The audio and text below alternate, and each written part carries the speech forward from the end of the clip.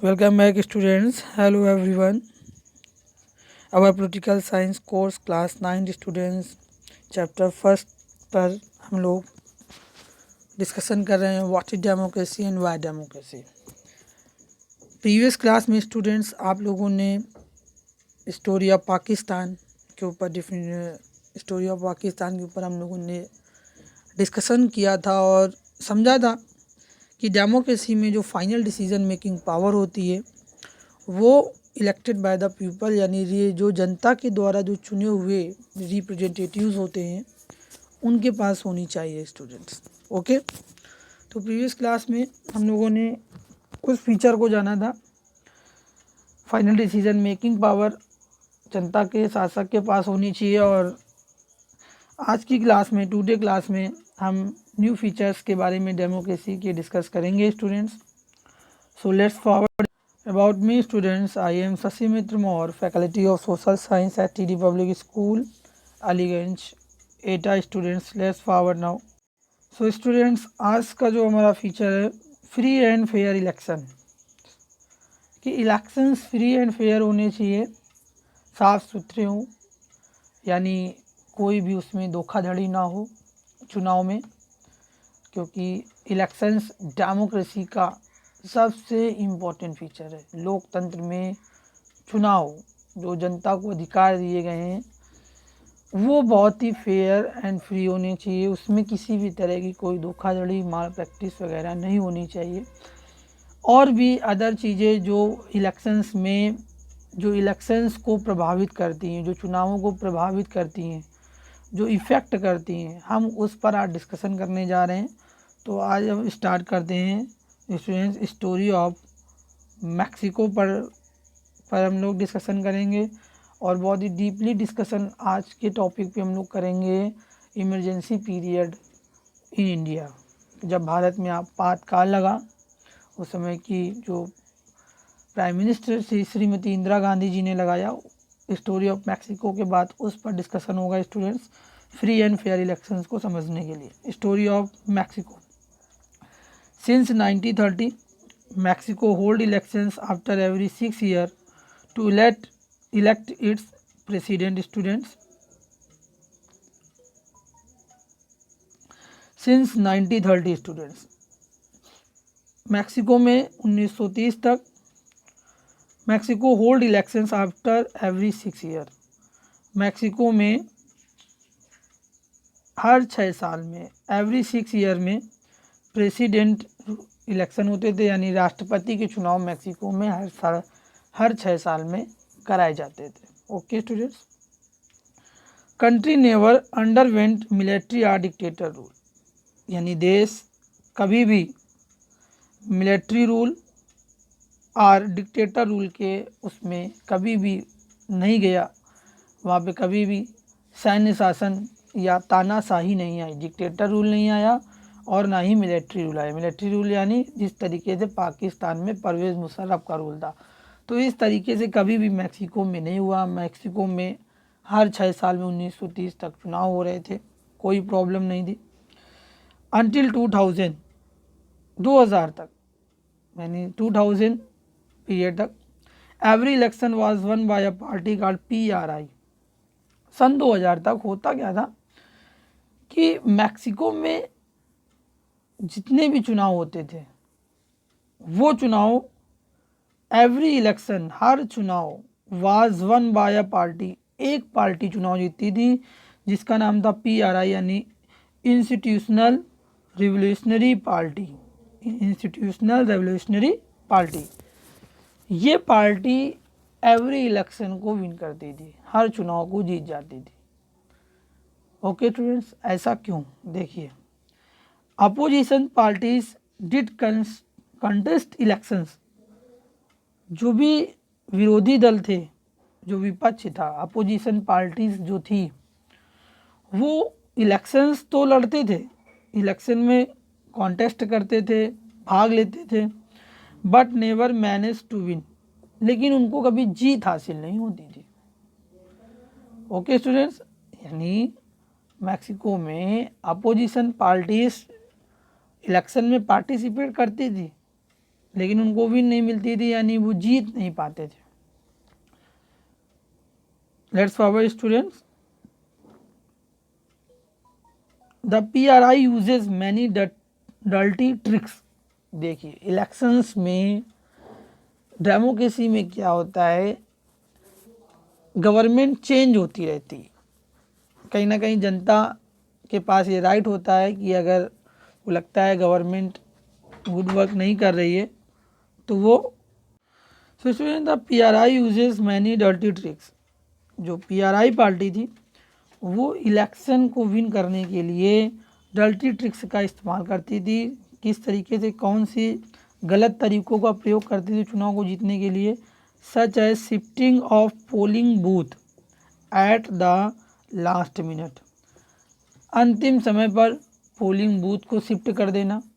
Okay students, polling booth को shift कर देते थे कि लोगों को लगता था कि कल हमको इस जगह पर वोट करने जाना है, लेकिन वो अंतिम समय तक पोलिंग बूथ को चेंज कर देते थे। Okay students, are asking government teachers, और जो जितने भी गवर्नमेंट टीचर्स होते थे मैक्सिको में, उनको फोर्स किया जाता था, गवर्नमेंट टीचर्स को, टू फोर्स पेरेंट्स, कि वो स्टूडेंट्स के पेरेंट्स को मजबूर करें कि वो वोट करें PRI को। किसको वोट करें? PRI को वोट करें। तो ये फोर्स किया जा रहा है। तो इसमें से, इस वर्क में केवल गवर्नमेंट टीचर्स ही नहीं लगे, पूरी टोटल गवर्नमेंट मशीनरी, पूरी जो सरकारी नियंत्रण है, जो गवर्नमेंट मशीनरी है, वो PRI के लिए वोट मांग रही है। जबकि डेमोक्रेसी में ऐसा नहीं होता है। डेमोक्रेसी में पार्टी वोट मांगती है। जो हमारा एडमिनिस्ट्रेशन होता है, जो हमारा प्रशासन होता है, वो किसी भी राजनीतिक दल के लिए वोट नहीं मांगता है। हमारे गवर्नमेंट टीचर्स किसी के लिए वोट नहीं मांगते हैं स्कूल में कि बच्चों से कहते हैं आपको इस पार्टी वोट देना है। ना हमारे IAS IPS और जितने भी अदर जो गवर्नमेंट मशीनरी में वर्क करते हैं, जो एम्प्लॉय होते हैं, गवर्नमेंट एम्प्लॉयर होते हैं, वो पार्टी के लिए, किसी भी पार्टी के लिए वो प्रचार नहीं करते। ठीक है, ड्यूरिंग इलेक्शंस बिहाफ, उस पॉलिटिकल पार्टी के बिहाफ पर। आपका पर्सनल ओपिनियन हो सकता है, आपके व्यक्तिगत विचार हो सकते हैं कि आपको इस पार्टी को आप वोट देंगे, गवर्नमेंट एम्प्लॉय होते, वो चीज़ अलग है। यहाँ पर मजबूर किया जा रहा है, सरकारी टीचर्स मजबूर कर रहे हैं बच्चों के पेरेंट्स को कि आप वोट कीजिए PRI को। तो ये फ्री एंड फेयर इलेक्शन नहीं हो रहा है यहाँ पर। इवन गवर्नमेंट ऑफिसर्स, देखिए, जबकि गवर्नमेंट ऑफिसर्स भी जो हैं, जो सरकारी अधिकारी हैं, were force to attend its party meetings. वो मजबूर हैं पार्टी की मीटिंग्स को अटेंड करने के लिए। पार्टी की मीटिंग्स जहाँ पे हो रही तो वहाँ पे अधिकारी जा रहे हैं। ओके स्टूडेंट्स, तो ये गलत है। Media also ignored. जो मीडिया है, मीडिया का जो वर्क होता है वो होता है कि वो एक निष्पक्ष पत्रकारिता करे, यानी किसी की तरफ झुककर पत्रकारिता ना करे कि सरकार के लिए पत्रकारिता करे। अगर सरकार गलत है, अगर सरकार के डिसीजंस गलत हैं, तो वो उसको भी, उसके खिलाफ भी मीडिया को आवाज़ उठानी चाहिए। अपोजिशन की बात को भी मीडिया को सुनना चाहिए। ये मीडिया का रोल होता है स्टूडेंट्स। ओके, मीडिया, अब मैक्सिको में मीडिया किस तरीके से वर्क कर रही है। Media also ignored the activities of opposition parties. Media क्या कर रही है, अपोजिशन पार्टीज़ जो भी एक्टिविटीज़ कर रही हैं उनको मीडिया इग्नोर कर रही है। उनको वो अपने नेशनल टेलीविज़न पर, अपने मीडिया चैनल पर उनको दिखाया ही नहीं जा रहा है। अपोजिशन पार्टीज़ की एक्टिविटीज़ को दिखाया ही नहीं जा रहा है। और क्या किया जा रहा है, एक्सपेक्ट टू क्रिटिसाइज देम। और मीडिया हमेशा अपोजिशन की आलोचना ही करती रहती थी। अपोजिशन को, यानी जनता के जो पीपल्स हैं मैक्सिको के, उनके माइंड में एक तरीके से अपोजिशन के लिए गलत धारणा बनाई जा रही थी कि जो विपक्षी पार्टियां हैं वो ठीक ढंग से काम नहीं कर रही हैं। वो विपक्षी पार्टियों की जो मांग है, जो डिमांड है, या उनके जो विचार हैं, वो सब गलत है और उनकी एक्टिविटीज़ भी सारी गलत है। तो आप यहाँ से थोड़ा सा गेस कीजिएगा हमारे यहाँ की यानी इंडिया की जो मीडिया है वो इस समय किस तरीके से वर्क कर रही है। स्टूडेंट्स, आप लोग न्यूज़ चैनल्स देखिए और समझिए कि हमारे यहाँ की भी क्या मीडिया का जो रोल है इस समय, क्या मीडिया अपने रोल को पूरी ईमानदारी के साथ निभा रही है। उसके पॉइंट को आप समझिए, बहुत ही डीपली आपको समझना पड़ेगा। ओके स्टूडेंट्स, तो मैक्सिको में media also ignore the activities of opposition parties. Mexico में मीडिया अपोजिशन पार्टीज़ की एक्टिविटीज़ को इग्नोर कर रही है और उनको क्रिटिसाइज भी करती रहती है। PRI next, PRI also spend large some of money. PRI also spent large sum of money in the campaign for its candidate। PRI जो इलेक्शंस में उसके कैंडिडेट चुनाव में स्टैंड होते थे, जो खड़े होते थे चुनाव जीतने लड़ने के लिए, उनके चुनाव प्रचार में लॉट ऑफ मनी स्पेंड किया जाता था। Spend large some of money, बहुत पैसा खर्च किया जाता था। ओके स्टूडेंट्स, तो ये थे डर्टी ट्रिक्स, गलत तरीके से चुनाव जीतने के लिए अपनाए गए हथकंडे। चुनाव जीतने के लिए गलत तरीके अपनाए जा रहे हैं। मीडिया को पूरी तरह से कंट्रोल किया हुआ है PRI ने। गवर्नमेंट ऑफिसर्स को, गवर्नमेंट टीचर्स को पूरी तरीके से कंट्रोल किया हुआ है, तो इसलिए वो कंटिन्यू इलेक्शंस विन कर रहे थे। Okay students, let's forward now. So students, इस स्टोरी से क्या कंक्लूजन निकला स्टोरी ऑफ मैक्सिको की स्टोरी से? Students, a democracy must be based on a free and fair elections. So students, democracy में यानी लोकतंत्र में a democracy must be based on a free and fair election. लोकतंत्र में free and fair elections होने चाहिए, यानी डेमोक्रेसी बेस्ड है फ्री एंड फेयर इलेक्शन पर। लोकतंत्र का जो आधारभूत जो स्ट्रक्चर है, जो उसका आधार है, वो है free and fair election. And where those currently in power है, और डेमोक्रेसी ये डिफाइन करती है, लोकतंत्र में ये फीचर भी होता है कि जो भी करेंटली इन पावर, जो भी वर्तमान में जो पावर में है, have a fair chance of losing, उसके भी चुनाव हारने के चांस होने चाहिए। उस जनता का अगर मूड है तो जनता गवर्नमेंट को चेंज कर सकती है। ऐसा पीपल्स के पास इस तरीके की पावर लोगों के पास होती है। ओके स्टूडेंट्स, लेकिन वो पावर पीपल्स लोग तभी यूज़ कर पाएंगे जब मीडिया अपना रोल ईमानदारी के साथ निभाएगी। जब गवर्नमेंट ऑफिसर्स गवर्नमेंट के कंट्रोल में नहीं होंगे तो वो पार्टी के लिए प्रचार नहीं करेंगे, तब हम कहेंगे कि इलेक्शंस फ्री एंड फेयर हो रहे हैं। कहीं ना कहीं मीडिया जो कुछ भी टेलीविज़न चैनल्स पर दिखाया जाता है उसका इम्पैक्ट लोगों के माइंड में पड़ता है। जिस तरीके से मीडिया किसी पर्सनालिटी को, किसी पर्सन की पर्सनालिटी को अपने चैनल में शो करेगी, कहीं ना कहीं आपके ऊपर उसका इम्पैक्ट पड़ता है, जिससे चुनाव प्रभावित होता है। तो मीडिया को अपने रोल को ईमानदारी के साथ निभाना चाहिए। और इस स्टोरी से हमें यही कंक्लूज़न मिला है कि democracy must be based on a free and fair elections where those currently in power have a fair chance of losing.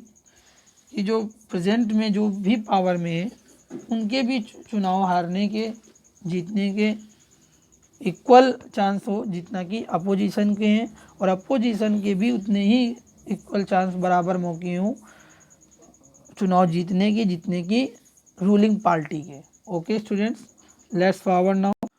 So students, ये कुछ पिक्स हैं, ब्यूटीफुल पिक्स हैं मैक्सिको सिटी की। मैंने सोचा आपको ट्रेवल करा दूँ। ये देखिए मैक्सिको की समरियर पिक्स है, बहुत ही खूबसूरत देश Mexico. Next pic students Mexico की नाइट की। ये नेक्स्ट पिक्स देखिए students, Mexico a beautiful country Mexico city. ये नाइट लाइफ है मैक्सिको सिटी की students. So let's forward our new story. So students, अब हम लोग डिस्कस करने जा रहे हैं इमरजेंसी इन इंडिया, भारत में आपातकाल। So let's start now. Indira Gandhi government was chosen by the people in 1971। Students, Indira Gandhi government 1971 में हमारे यहाँ जनरल इलेक्शन हुए, आम चुनाव हुए, जिसमें इंदिरा गांधी जी की सरकार बनी। Okay students, Indira Gandhi government peoples ने, जनता ने चुना, कोई दिक्कत नहीं, कोई प्रॉब्लम नहीं, आज तक जनता ने वोट किया और इंदिरा गांधी की सरकार बनी, यानी Indira Gandhi prime minister of India बनी। इंदिरा गांधी ने स्टूडेंट्स पॉलिटिकल कंट्रोल करने के लिए, राजनीति में पूरे देश को नियंत्रण में लेने के लिए 1975 को इम्पोज्ड कर दिया इमरजेंसी को, यानी इमरजेंसी को लागू कर दिया। 1975 को इमरजेंसी लागू कर दी गई हमारे देश में। क्या हुआ students? Opposition party leaders were put in jail. जो विपक्ष के जितने भी अपोजिशन पार्टी लीडर्स थे उनको जेल में डाल दिया गया। जो भी गवर्नमेंट के अगेंस्ट था, जो भी सरकार की पॉलिसीज़ का विरोध कर रहा था, उनको गवर्नमेंट यानी सरकार जेलों में डाल रही थी। तो अपोजिशन जो पार्टी लीडर्स थे उनको वर पुट इन जेल, उनको जेलों में डाल दिया गया। Public demonstration and protest against government were band. और इस गवर्नमेंट ने दमनकारी नीतियों का सहारा लिया। जो कॉन्स्टिट्यूशन ने लोगों को राइट दिए, right to protest, right to speech, freedom of speech, उन सारी चीज़ों को दरकिनार करते हुए, उनको छीनते हुए, सारे राइट्स को ख़त्म करते हुए क्या किया गवर्नमेंट ने कहा कि सरकार के खिलाफ कोई भी पब्लिक डिमॉन्स्ट्रेशन नहीं होगा, ना ही कोई धरना प्रदर्शन होगा, ना प्रोटेस्ट होगा। अगेंस्ट गवर्नमेंट वर बैंड। सरकार के खिलाफ ये सारी चीज़ें बैन है। आप सरकार का विरोध नहीं कर सकते हैं, सरकार के खिलाफ आप प्रदर्शन नहीं कर सकते हैं, ये सब कुछ बैन है। अगर आप ऐसा करेंगे तो आप जेल में भेज दिए जाएंगे। Media was censored. मीडिया के ऊपर सेंसर्ड कर दिया गया, मीडिया को सेंसरशिप लगा दी गई। And government had full control over. अब सरकार का पूरी तरह से कंट्रोल हो गया था टेलीविज़न चैनल्स पर, टीवी पर, रेडियो पर एंड प्रिंट मीडिया पर। यानी रेडियो में जो न्यूज़ आ रही उस पर भी कंट्रोल है पूरा गवर्नमेंट का। प्रिंट मीडिया में क्या छपेगा? प्रिंट मीडिया के क्या एग्जांपल हो सकते हैं आपके? न्यूज़पेपर, न्यूज़ मैगजीन्स, ये प्रिंट मीडिया के मीडिया में। तो प्रिंट मीडिया के ऊपर कंट्रोल, टीवी पर कंट्रोल, रेडियो पर कंट्रोल, यानी मीडिया अब इस समय इंडिपेंडेंट नहीं है, मीडिया आज़ाद नहीं है, वो गवर्नमेंट के हाथों की कठपुतली बन गई है। मीडिया अपनी पत्रकारिता ठीक ढंग से नहीं कर पा रही। मीडिया के ऊपर इंदिरा गांधी जी का दबाव है, बहुत प्रेशर में है। सेवरल अमेंडमेंट्स किए गए कॉन्स्टिट्यूशन में, बहुत सारे अमेंडमेंट्स मतलब होता है संविधान संशोधन किए गए। और government ignore the judgement that went against it and pressurised जज। गवर्नमेंट लगातार जो जुडिशरी के जो जजमेंट आ रहे थे उनको इग्नोर कर रही थी, उनको नहीं मान रही थी। एंड बहुत सारे सुप्रीम कोर्ट के जजेस को प्रेशराइज में लिया गया। ये तो शॉर्ट टर्म में आपने इमरजेंसी के बारे में जाना। क्लास 8th में मैंने इमरजेंसी के बारे में आपको पहले भी बताया था। आज हम लोग थोड़ा सा डीपली इमरजेंसी के ऊपर डिस्कशन करते हैं स्टूडेंट्स। तो let's forward now. So students, उस इमरजेंसी का क्या रीज़न था? इंदिरा गांधी ने वो इमरजेंसी 1975 को क्यों इम्पोज की, उसको क्यों लागू किया, आखिर इसके क्या रीज़न थे, आज हम लोग डिस्कस करते हैं। So students, loggerheads with judiciary in various cases like Golaknath case, Kesavananda Bharati case and privy purse. Judiciary से लॉगर हेड्स मीन्स यानी जुडिशरी के साथ इंदिरा गांधी की गवर्नमेंट का बहुत ही तनावपूर्ण रिश्ता चल रहा था। बहुत सारे केसेस ऐसे थे जो गवर्नमेंट के पक्ष में नहीं जा रहे थे, चाहे वो गोलकनाथ केस हो, चाहे वो केशवानंद भारती केस हो, या प्राइवेट पर्स। ये आप हायर लेवल पर जाकर इन केसेस के बारे में पढ़ेंगे। अभी हमारा जो टोटल फोकस है वो इमरजेंसी के ऊपर है। तो इमरजेंसी का जो मेन जो रीज़न था वो था राजनारायण केस। राजनारायण कौन थे? जब 1971 को स्टूडेंट्स जनरल इलेक्शंस हुए थे तो इंदिरा गांधी के अपोजिशन में जो कैंडिडेट थे वो थे राजनारायण। ओके स्टूडेंट्स, तो राजनारायण ने ये आरोप लगाए थे इंदिरा गांधी के ऊपर कि इन्होंने गवर्नमेंट मशीनरी का यूज़ करते हुए, गवर्नमेंट ऑफिसर्स का यूज़ करते हुए, सरकारी कर्मचारियों का प्रयोग करते हुए चुनाव में धांधली की और गलत तरीके से चुनाव लड़ा और ये जीती।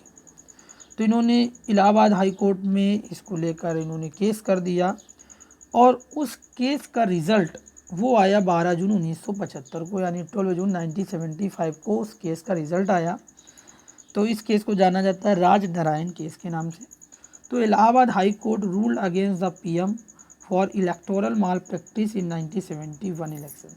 तो इलाहाबाद हाई कोर्ट पीएम के खिलाफ यानी प्राइम मिनिस्टर के खिलाफ रिज़ल्ट देती है और वो ये पाती है कि इस चुनाव में जो भी आरोप लगे हैं मिसेज इंदिरा गांधी के ऊपर इलेक्टोरल माल प्रैक्टिस के, वो बिल्कुल राइट हैं।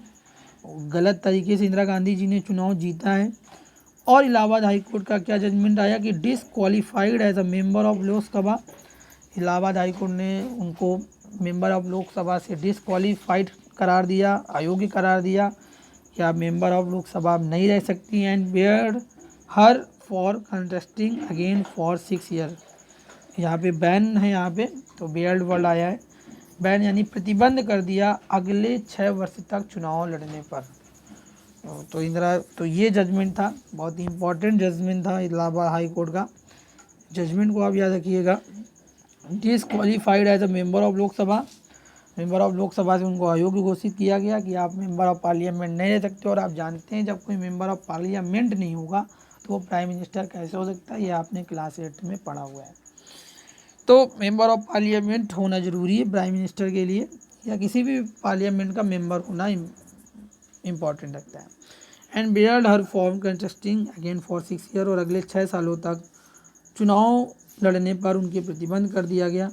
तो कहीं ना कहीं इस रिजल्ट से, इस डिसीजन से इंदिरा गांधी को अपने पॉलिटिकल कैरियर को डर लगने लगा कि उनका राजनीतिक जीवन का अब क्या होगा, अब वो क्या करेंगी। और इस समय वो प्राइम मिनिस्टर थी, तो अपने पॉलिटिकल कैरियर को सेव करने के लिए, पॉलिटिकल कैरियर को बचाने के लिए उन्होंने इमरजेंसी इम्पोज कर दी। Students let's forward. इसी समय जब ये राजनारायण केस का रिज़ल्ट आया तो देश में स्टूडेंट्स एक जेपी मूवमेंट चल रहा था, यानी जय प्रकाश नारायण आंदोलन चल रहे थे। जेपी मूवमेंट कहा गया या टोटल रेवोल्यूशन, या पूर्ण एक टोटल रेवोल्यूशन जय प्रकाश नारायण, ये स्टूडेंट्स जेपी हैं। जेपी आंदोलन यानी जेपी जय Prakash Narayan ji Indian freedom struggle के बहुत ही ग्रेट लीडर, भारतीय स्वतंत्रता संग्राम के। तो जब देश आज़ाद हुआ तो इन्होंने राजनीतिक जीवन से रिटायरमेंट ले लिया। अगर ये स्टूडेंट्स रिटायरमेंट न लेते तो ये भी सरदार वल्लभ भाई पटेल, पंडित जवाहरलाल नेहरू के कद के बराबर ये लीडर थे। लेकिन इन्होंने राजनीति में आज़ादी के बाद इन्होंने रिटायरमेंट ले लिया। और जब इंदिरा गांधी की गवर्नमेंट उस समय सरकार में थी, दमनकारी नीतियों का पालन कर रही थी, गलत तरीके से शासन किया जा रहा था, तो जेपी जी को ये बात पसंद नहीं आई। और स्टूडेंट्स पूरे ऑल ओवर कंट्री में, बिहार में स्टूडेंट गवर्नमेंट के खिलाफ प्रोटेस्ट कर रहे थे, गुजरात में प्रोटेस्ट हो रहे थे। तो उन स्टूडेंट्स को लीड करने के लिए जेपी एक बार फिर से मुख्य धारा में आ गए, एक बार फिर से मेन स्ट्रीम पॉलिटिक्स में इन्होंने एंटर किया कि इस सरकार को सबक सिखाना है। ये भूल गई है कि गवर्नमेंट का क्या रूल होता है। तो उसको सबक सिखाने के लिए जेपी एक बार फिर से मेन स्ट्रीम पॉलिटिक्स में एंटर करते हैं। और उसी समय राजनारायण केस आ जाता है। गवर्नमेंट मिसेज इंदिरा गांधी वैसे भी स्टूडेंट प्रोटेस्ट की वजह से उनकी गवर्नमेंट बहुत ही प्रेशर में थी, देश में हर जगह उनके खिलाफ, उनकी सरकार के खिलाफ प्रदर्शन हो रहे थे। और ठीक उसी समय उनके खिलाफ एक ऐसा फैसला आ जाता है जिससे उनको बड़ी चिंता होने लगती है कि उनके राजनीतिक जीवन का क्या होगा स्टूडेंट्स। Let's forward now.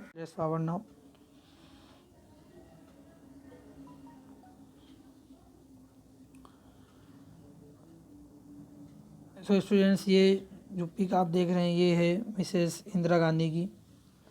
ये मिसेस इंदिरा गांधी हैं, श्रीमती इंदिरा गांधी जी। ओके स्टूडेंट्स, देखिए उस समय की न्यूज़पेपर आर्टिकल्स वगैरह आप देख रहे हैं। Let's forward. स्टूडेंट्स, उस दिन का ये न्यूज़पेपर है इंडियन हेराल्ड। देखिए उस दिन न्यूज़ किस तरीके से हमारे प्रिंट मीडिया पर शो हुई। इमरजेंसी डिक्लेयर्ड, इमरजेंसी की घोषणा हो गई है देश में स्टूडेंट्स। जेपी यानी जयप्रकाश नारायण जी, मोरारजी देसाई, आडवाणी यानी आपके लाल कृष्ण आडवाणी जी, अशोक मेहता एंड अटल बिहारी वाजपेयी अरेस्टेड। तो उस समय के जितने भी लीडर्स थे, जो बड़े नेता थे, उन सभी को गिरफ्तार कर लिया गया, चाहे वो जेपी हों, मोरारजी देसाई हों, आडवाणी जी हों, अशोक मेहता जी हो, और चाहे अटल बिहारी वाजपेयी सरीखे जैसे दिग्गज नेताओं को इंदिरा गांधी ने जेल में डलवा दिया, उनको अरेस्ट कर दिया। ये स्टूडेंट्स, आप बहुत ही हिस्टोरिकल पिक देख रहे हैं। ये उस दिन की ये पिक है जिस दिन ऑल इंडिया रेडियो पर जाकर श्रीमती इंदिरा गांधी ने इमरजेंसी की घोषणा की थी।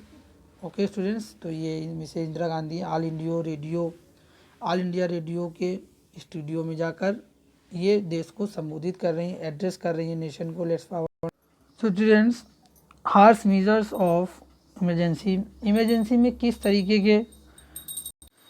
तरीके से कड़े निर्णय लिए जा रहे थे। हार्श मेजर्स गवर्नमेंट लगातार ले रही थी स्टूडेंट्स। तो री राइटिंग लॉज, कानूनों को एक बार यानी कॉन्स्टिट्यूशन में एक बार फिर से नियमों में, कानूनों में बदलाव किया जा रहा था। इसी तरीके से आया था 42nd अमेंडमेंट 1976 को एंड न्यूमेरस ऑर्डिनेंसेस। तो यानी संविधान को एक तरीके से इंदिरा गांधी गवर्नमेंट चेंज करना चाह रही थी अपने लिए, जो बहुत ही देश के लिए गलत हो रहा था। सबवर्टेड जुडिशरी यानी लगातार जुडिशरी को सबवर्ट उन्होंने किया, जुडिशरी में दखल अंदाजी। सबवर्टेड का मतलब होता है न्यायपालिका में वो लगातार दखल अंदाजी कर रही थी। और जो सुप्रीम कोर्ट में जो अपॉइंटमेंट की जो बात की जाती है, नियुक्तियां कैसे होती हैं, सुप्रीम कोर्ट का जज कैसे कोई बनता है, तो होता क्या है, सुप्रीम कोर्ट में जज वही बनता है जो सीनियर मोस्ट जज होता है। ठीक है, जैसे मान लीजिए कि आप सुप्रीम कोर्ट के जज हैं, तो आपके बाद जो सबसे सीनियर जज होगा वही अगला सुप्रीम कोर्ट का यानी चीफ जस्टिस ऑफ इंडिया बनेगा। तो इंदिरा गांधी जी ने एक नया सिस्टम बिल्कुल चला दिया। क्या उन्होंने किया कि जो एएन रॉय थे, जो सीनियर मोस्ट नहीं थे, उनको सीजीआई बना दिया, चीफ जस्टिस ऑफ इंडिया बना दिया। जो एक तरीके से आप कह सकते हैं एक जो हमारे कंट्री में जो कल्चर चला आ रहा था, उस संस्कृति को उन्होंने बदलने की कोशिश की। जैसा कि हमारे यहाँ जो कल्चर था, जो सीनियर मोस्ट जज होते हैं वही सीजीआई बनते हैं, लेकिन उन्होंने एएन रॉय को बनाया जो सीनियर मोस्ट नहीं थे। क्यों बनाया? सिर्फ इसलिए कि जुडिशरी इनके कंट्रोल में आ जाए। Okay students, crack down and arrest of almost all opposition leaders, बहुत ही बुरी तरीके से क्रैक डाउन किया, यानी विपक्षी जो खेमा था उसको उन्होंने क्रैक किया। उन लगातार कार्रवाइयाँ की गई राजनीतिक दलों के नेताओं के ऊपर, और लगभग सारे अपोजिशन लीडर्स को जेल में डाल दिया गया। Firing on slum developers in Delhi, slum developers यानी दिल्ली में स्लम डेवलपर्स, स्लम बस्तियों में विरोध प्रदर्शन हो रहा था, तो वहाँ पे नियति भीड़ के ऊपर इंदिरा गांधी गवर्नमेंट ने गोली चलवा दी और लोगों को एक बार फिर से ब्रिटिश शासन की याद आ गई है। लोगों को लगने लगा क्या ये हमारी गवर्नमेंट है जो हमारे ही लोगों को मार रही है, अब हमारे ऊपर ही गोली चला रही है। तो बहुत ही मेजर क्वेश्चंस रेज होने लगे कि ये गवर्नमेंट किस तरीके से वर्क कर रही है, कॉन्स्टिट्यूशन को चेंज करना चाहती है, नए कानून लिख रही है, जुडिशरी को ओवर कंट्रोल कर लिया है और सारे अपोजिशन लीडर्स को जेल में डाल दिया है, यानी कोई भी सरकार का विरोध ना कर सके। सिर्फ और सिर्फ किस वजह से, क्योंकि राजनारायण केस श्रीमती इंदिरा गांधी हार चुकी हैं और वो अपने राजनीतिक करियर को बचाने के लिए पूरे देश के सिस्टम को, कंट्री के होल कंट्री सिस्टम को ही चेंज करे डाल रही हैं। बहुत ही गलत तरीके से यहाँ पे वर्क हो रहा था। तो लेट्स फॉरवर्ड स्टूडेंट्स, तो जो भी स्टूडेंट मूवमेंट उस दौरान चल रहे, जैसे बिहार में स्टूडेंट मूवमेंट चल रहे थे, तो लालू, नीतीश कुमार उसी समय के लीडर्स हैं, उसी जेपी आंदोलन से निकले हुए नेता हैं, चाहे वो आपके मुलायम सिंह यादव हों, चाहे वो आपके लालू हों, नीतीश हों। Okay students, let's forward now. Torture of political detainees, जितने भी राजनीतिक पॉलिटिकल डिटेनीज मतलब राजनीतिक जो जेल में बंद होते हैं, जो राजनीतिक डिटेनीज में होता है कैदी, तो जितने भी राजनीतिक कैदी थे उनको बहुत ही टॉर्चर किया जा रहा था। उन्होंने बताया जब इमरजेंसी जब ख़त्म हुई, जब वो छूट कर आए, रिलीज़ किए गए, तो उन्होंने बताया कि किस तरीके से उनके ऊपर टॉर्चर कर रही थी Indira Gandhi government. Press censorship लगी हुई थी, प्रेस में कुछ भी इंदिरा गांधी को बिना पढ़ाए बिना सुनाए छप नहीं सकता था, दिखाया नहीं जा सकता था। जो भी कुछ प्रेस में आ रहा था वो सब इंदिरा गांधी को पहले बताया जाता था कि आज की प्रिंट मीडिया में ये प्रिंट होना है, आज के ऑल इंडिया रेडियो में ये न्यूज़ सुनाई जानी है। तो इस तरीके से उन्होंने पूरी तरीके से हर चीज़ पर कंट्रोल करने की कोशिश थी। सारे फंडामेंटल राइट्स सस्पेंड हो गए, चाहे वो आर्टिकल 20 हो या आर्टिकल 21 हो, फ्रीडम ऑफ स्पीच, जीवन बोलने की आज़ादी, चाहे वो जीवन जीने की राइट टू लाइफ हो, चाहे वो जीवन जीने का अधिकार हो, ये सारे अधिकार आपके ख़त्म हो गए। अगर गवर्नमेंट आपको गोली मार रही है तो वो भी उस समय ठीक है, क्योंकि सारे फंडामेंटल राइट्स सस्पेंड हो गए हैं। Okay students, let's forward now. तो स्टूडेंट, जितने भी पॉलिटिकल लीडर्स थे वो अपना जो वेशभूषा बदल कर पूरे देश में घूम रहे थे और इंदिरा गांधी की गवर्नमेंट के खिलाफ काम कर रहे थे। मतलब जो जितनी भी उनकी दमनकारी नीतियाँ थी उनका विरोध कर रहे थे, वेशभूषा बदल के अंडरग्राउंड हो गए थे। ये बहुत ही फेमस पर्सनालिटी है, आप नाम सुनेंगे तो आपको बड़ा अच्छा लगेगा। ये हमारे इस समय के प्रधानमंत्री mister Narendra Damodar Das Modi during emergency में किस तरीके से, देखिए ये अपना बिल्कुल वेशभूषा चेंज किए हुए हैं और पूरे कंट्री में घूम रहे हैं और सरकार की दमनकारी नीतियों का विरोध कर रहे हैं।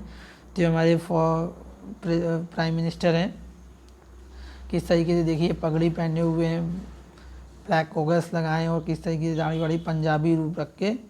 तो जो गुजरात में जो स्टूडेंट का जो प्रोटेस्ट हो रहा था उसमें इनकी भी भूमिका थी।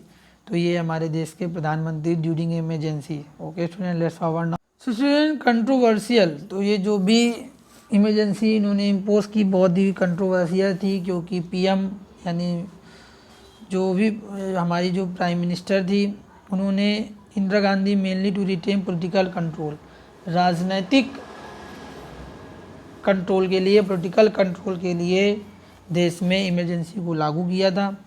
और किस नाम पर किया था, इन्होंने बोला कि इंटरनल डिस्टर्बेंस है, देश में आंतरिक कलह चल रही, इंटरनल डिस्टर्बेंस है जिससे देश को खतरा है। और पुलिस एंड आर्मी इन्वेस्टिगेटेड 26 जून 1975 को इन्होंने ये इमरजेंसी स्टूडेंट्स लागू की, इम्पोज किया। 26 जून 1975 को लागू हुई और 21 मार्च 1977 तक चली, 21 मार्च 1977 तक। इसका जो प्रोक्लेमिनेशन किया गया, जो इसकी इन्होंने घोषणा की, जो लागू किया, डिसीज़न इंदिरा गांधी का था और जो लागू हुआ वो थे उस समय के जो प्रेसिडेंट थे, उन्होंने इस पर साइन किए, फ़खरुद्दीन अली अहमद। और आप जानते हैं डेमोक्रेसी में, हमारी कंट्री में, कि प्राइम मिनिस्टर कितना पावरफुल है और प्रेसिडेंट कितने पावरफुल है। आप क्लास 8th में पढ़ चुके हैं कि प्रेसिडेंट की क्या पावर्स हैं और प्राइम मिनिस्टर्स की क्या पावर है। तो आपको ये पॉइंट समझने में कोई डिफ़िकल्टी नहीं होने वाली है की प्रोक्लेमेशन, यानी आप जानते हैं कि गवर्नमेंट जितने भी वर्क करती है वो राष्ट्रपति के नाम पे करती है, लेकिन राष्ट्रपति का उन डिसीजंस में कोई रोल होता ही नहीं है। तो फ़खरुद्दीन अली अहमद जो ने इमरजेंसी की घोषणा की। ओके स्टूडेंट्स, तो पूरी तरीके से गलत थी इमरजेंसी, इसको लागू करने की कोई ज़रूरत नहीं थी। Next students, so students emergency revoke की गई 90 मार्च 1977 को under international and national pressure. International भी प्रेशर था, अंतर्राष्ट्रीय दबाव पड़ रहा था मिसेज इंदिरा गांधी की गवर्नमेंट के ऊपर, और नेशनल प्रेशर भी था, जो मार्च 1970 में रिवोक की गई, इमरजेंसी को हटा दिया गया। उसके बाद जनरल इलेक्शन होने थे, वैसे इलेक्शन होने थे 76 में, क्योंकि 1971 को हुए थे, 71 में जनरल इलेक्शंस हुए थे, तो 5 ईयर में होते हैं हमारे यहाँ, तो 76 में जनरल इलेक्शंस होने थे, तो 76 में इमरजेंसी लगी हुई थी, तो जनरल इलेक्शंस हुए नहीं, तो 77 में जनरल इलेक्शंस हुए और कांग्रेस बुरी तरीके से चुनाव हार गई 1977 का, और जनता पार्टी चुनाव जीती।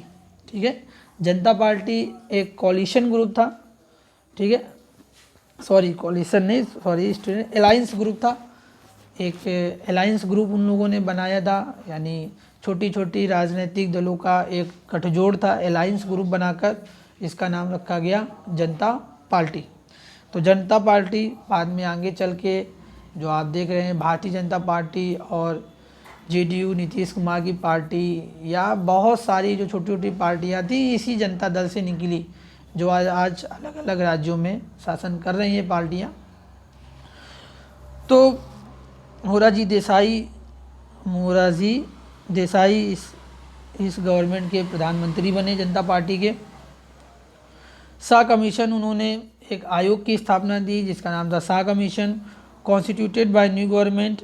एक नई सरकार थी मोरारजी देसाई जी की, उन्होंने शाह कमीशन की स्थापना की, ये जांच करने के लिए कि look into conditions, causes and actions during emergency, कि इमरजेंसी के वक्त की क्या स्थितियां थी, क्यों लागू की गई, क्या उसके कॉजेज थे, और इमरजेंसी ड्यूरिंग में किस तरीके से गवर्नमेंट ने एक्शंस लिए थे।